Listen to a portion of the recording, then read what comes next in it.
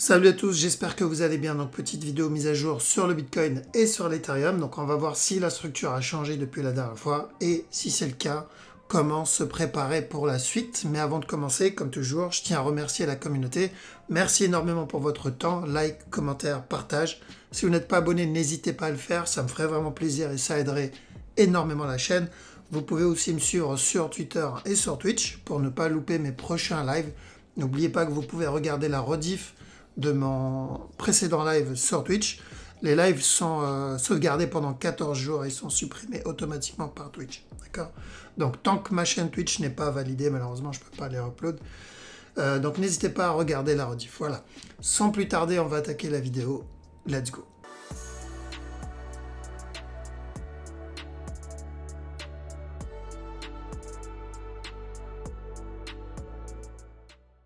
Alors, donc le Bitcoin, pas très compliqué. On avait cherché de la vente. Donc pendant le live, on a parlé de la vente ici. On a dit s'il continue à corriger, ça peut être un B. Du coup, on va chercher de la vente ici jusqu'à ce bas-là. Objectif atteint. D'ailleurs, on l'a pris dans le groupe, hein, quand je dis dans le groupe, donc mes élèves et moi. C'était tard le soir, donc c'était là.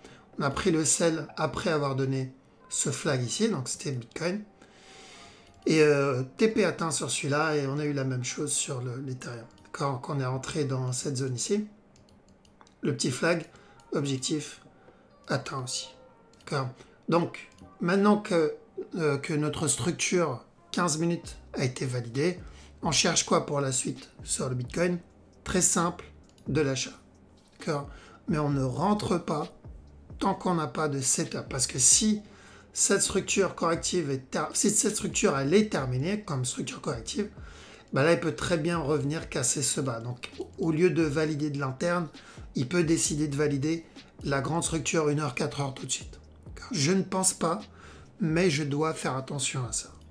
Je ne vais pas vous faire de forecast sur du 4 heures ou du 1 heure, parce que c'est exactement les mêmes que celles qu'on a vues vendredi. Mais pour le moment, si je le vois flag ici en 1 heure, donc, hop, 1 heure ici. Voilà. Donc, si je le vois flag ici, buy jusqu'à ce top-là. TP, break-even, peu importe, on protège son trade à la cassure de stop parce qu'il peut venir casser stop et ensuite venir valider le mouvement 1 heure à 4 heures. Donc, celui qu'on a vu vendredi. Si je n'ai pas de flag, je ne rentre pas. S'il chute là tout de suite, je ne suis pas dedans. S'il monte, mouvement agressif ici, je ne suis pas dedans. Maintenant, ceux qui ont de l'expérience, je sais dans le groupe sûrement, il y en a, ils ont déjà pris le bas ici, ce setup là-dedans. Ça, c'est un point d'entrée, mais c'est de la petite time frame. Là, il faut avoir de l'expérience. Hier, nous, on est rentré là-dedans. C'est de la petite time frame. On a l'expérience de lecture de structure, de management, etc. On sait ce qu'on trade, on sait l'objectif, quand sortir, etc. Si ce n'est pas le cas, on évite. On attend plutôt un setup 1 heure, c'est plus safe. Pourquoi? Parce qu'imaginons là, il donne un setup en 5 ou en 15 minutes, et là, on a un spike vers le haut, et hop, il se retourne vers le bas, corrigé, avant de continuer le drop. Donc, donner une structure de continuation. Un peu comme il a donné ici, mais en petit time frame. Là, il a donné un setup d'achat, spike vers le haut et ensuite il se retourne. Ben, il peut donner la même chose. Et vu qu'il peut donner la même chose, on doit faire attention et on doit bien attendre des setups et protéger le trade. Donc, pour le moment, on cherche flag, buy, jusqu'au top ici, cassure du top, break-even, TP, peu importe, pour se protéger de ce A ici, ce B là et ce C là. Parce que tant que ce top n'est pas cassé, la structure 1 heure à 4 heures est toujours possible. Parce que ça, c'est ce qu'on voulait à la base. Maintenant, si là, il nous donne le flag et on est à l'achat, sauf qu'il continue à monter, pour nous donner par exemple un futur running plus tard ou valider le running qu'on avait vu vendredi, tant mieux, on est dedans. Si on a eu un setup là et qu'il décide de continuer le bull run daily, on est dedans. Maintenant, s'il décide de se retourner à la cassure du top, on n'est pas surpris, on a pris des profits, et en plus, même, il y a des chances qu'on soit aussi dans la vente, comme on a eu celui-là. D'accord? Donc on attend bien un setup. Je répète ça parce que je sais qu'il y a beaucoup de débutants qui me regardent. On attend bien un setup avant de rentrer. Si vous ne savez pas ce que c'est qu'un setup ou si vous n'avez pas de stratégie d'entrée, dans ce cas-là, on évite le trading. On s'intéresse plutôt à l'investissement et on attend une structure un peu plus grande et on prend les dips.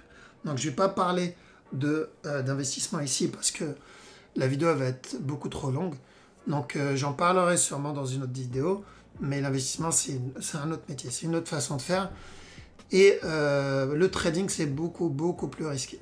Donc voilà pourquoi il vous faut une méthode et une stratégie derrière. Donc une méthode qui vous apprend à lire une structure, repérer une fin de structure, une début de tendance, et ensuite repérer une structure de continuation. Et après avoir eu cette structure de continuation, il faut la stratégie derrière. Et la stratégie va vous permettre de rentrer, savoir quand rentrer, le timing. Ok? Donc il vous faut les deux. Vous ne pouvez pas trade juste avec une stratégie, comme vous ne pouvez pas trade juste avec une méthode. Donc, flag, buy. Pas de flag, pas de buy. Alors ensuite, qu'est-ce qu'on a? L'Ethereum. L'Ethereum, c'est la même chose. Donc on a vendu dans cette zone, c'était en 15 minutes. Du coup, c'était là. Hop. D'accord. Structure de continuation. On l'a pris. Et on ne l'a pas pris par hasard, en croisant les doigts et en priant le dieu du trading. On l'a pris parce qu'on a une structure au-dessus à trade. Donc, ou la fin de la structure corrective, 1, 2, 3 ici, drop, venir casser le bas, c'est ce qu'on avait vu à la base vendredi, mais aussi la semaine dernière. C'est toujours ça qu'on cherche d'ailleurs. L'autre scénario, et moi personnellement je cherchais plutôt ça au minimum, s'il me donnait l'autre, tant mieux, mais minimum ça, c'était le running. Le A là, le B là, le C là. Bon, par chance, il m'a donné un expanding. Et donc, au minimum, un petit C pour un running flat. Si il remonte, j'ai pris mes profits. Donc, vu que là, il a l'air d'être motivé pour me donner le running, et tant que ce bas n'est pas cassé, le running est toujours possible. Si j'ai un flag ici, je vais chercher la même chose que le Bitcoin. Buy jusqu'à ce top. Cassure du top. Tant que celui-là n'est pas cassé, le scénario 4 heures, 1 heure qu'on a vu vendredi et les jours d'avant, c'est toujours la même, toujours bon, toujours possible. Donc de la vente ici. Pour un A là, B là, C là. Si je suis dans le buy, donc j'ai un setup, hein, bien sûr, pour être dans le buy, et qu'il monte, il continue à monter, ok, cool.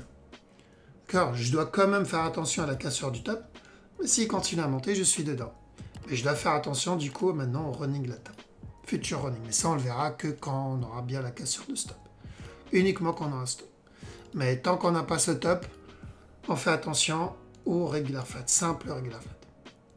D'accord. Donc pour le moment, toujours la même direction. Donc on va chercher des buy setup en 1 heure. Je sais qu'il y en a, ils ont pris le setup en 15 minutes ici. Faites attention, protégez-vous. Ceux qui ont pris ça, c'est bien.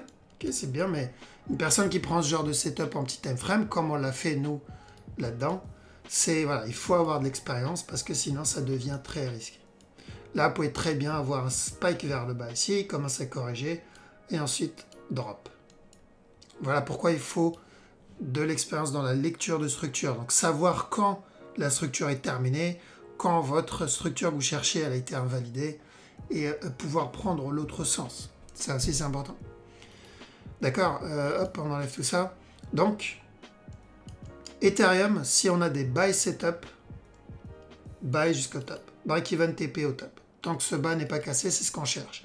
Si je le vois corriger ici, si je le vois corriger là, j'oublie le buy. Si je le vois spike ici vers le bas, j'oublie le buy aussi. Pas de setup, pas de trade. D'accord? Voilà, donc ce qu'on voit ici, je répète, hein, c'est principalement pour les traders, ce n'est pas pour les investisseurs. Investisseurs, c'est une autre façon de faire. On en parlera dans une autre vidéo. Les traders, faites attention, c'est de la petite time frame, donc attendez bien des setups pour entrer. Vous avez bien vu, ils donnent des setups à chaque fois quand ils décident d'aller dans une direction ou dans une autre. Donc pas besoin de paniquer. Si on loupe, s'il monte là, le marché il monte sans donner aucun setup, tant pis, on n'est pas dedans. Ceux qui ont de l'expérience, ils sont rentrés dans des structures en petit time frame. Sinon, on reste à l'écart. D'accord? Si chute pareil sans donner de setup, on n'est pas dedans. On ne court pas après les bougies parce que, pardon, parce que le long terme sur le long terme, ce n'est pas viable. Votre compte ne tiendra pas le coup. Pensez long terme. Pensez pas à structure manquée aujourd'hui ou opportunité manquée aujourd'hui. Pensez plutôt sur 1 an, 2 ans, 3 ans, 10 ans, si vous allez être un trader profitable ou pas.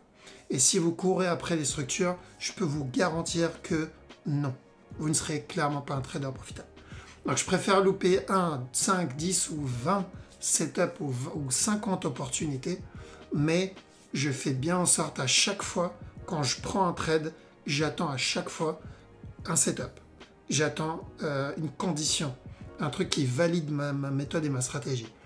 Si je fais ça, ça ne me dérange pas de louper des opportunités parce que je sais que sur le long terme, je vais être profitable et je vais vivre de ma passion. Mais si je cours après les opportunités en me disant je vais louper celui-là, c'est peut-être le dernier, non, c'est pas le dernier. Ça sera clairement pas le dernier. Si vous regardez mes vidéos depuis le début, vous avez bien vu que c'est clairement pas le dernier.